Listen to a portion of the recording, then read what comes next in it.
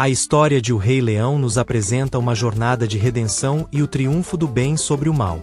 Mas, e se o destino de Simba tivesse tomado um rumo diferente? E se, após a trágica morte de Mufasa, Scar não tivesse afastado o jovem leão, mas o levado para as terras do reino, moldando-o como o príncipe que ele desejava? O que aconteceria se Scar, em vez de manipular o jovem leão abatido pela perda do pai, o guiasse e o educasse sob sua influência?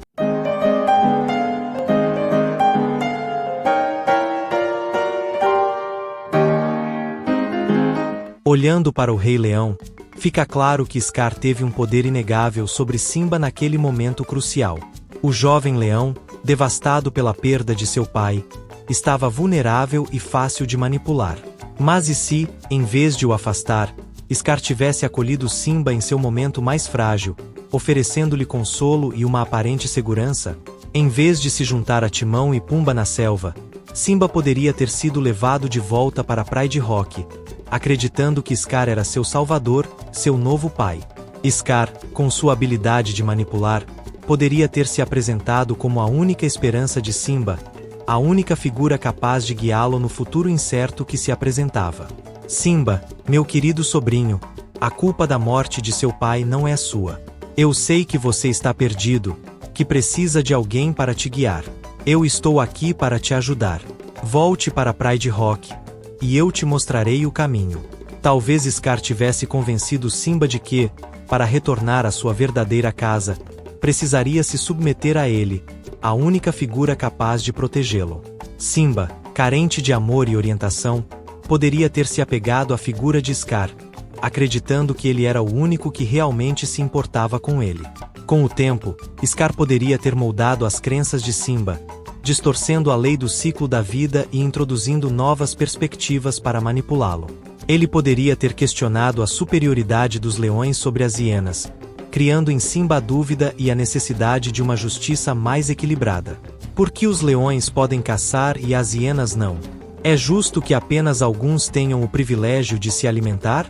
O ciclo da vida precisa de equilíbrio, meu sobrinho. Precisamos de uma nova ordem. Essa manipulação poderia ter levado Simba a se tornar um líder autoritário, intransigente e intolerante com aqueles que discordassem de suas decisões. Ele poderia ter se tornado um líder frio e calculista, preparado para a guerra e a repressão, sempre a um passo de se tornar o terror que Scar havia se tornado. Nesse cenário, a relação entre Simba e Nala poderia ter se tornado impossível. A lealdade de Nala ao legado de Mufasa e sua crença na justiça e na compaixão entrariam em conflito com a visão distorcida de Simba. O amor entre eles se tornaria uma ferida aberta, uma lembrança constante do que Simba havia se tornado. Nala, você não entende. O mundo é um lugar cruel, e só os fortes sobrevivem. Eu preciso proteger meu reino, e para isso, preciso ser implacável. Você precisa aceitar isso. Mas, mesmo que Simba se tornasse uma figura implacável sob a influência de Scar, a chama da bondade em seu coração jamais seria completamente apagada. A presença de Mufasa, ainda viva em sua memória e talvez em sonhos, poderia servir como um farol, um chamado para que Simba se voltasse para o caminho do bem. Se o ciclo de crueldade e manipulação se perpetuasse, talvez Simba, em um momento de lucidez, revoltasse contra Scar e, em uma batalha épica, libertasse Pride Rock do domínio de seu tio.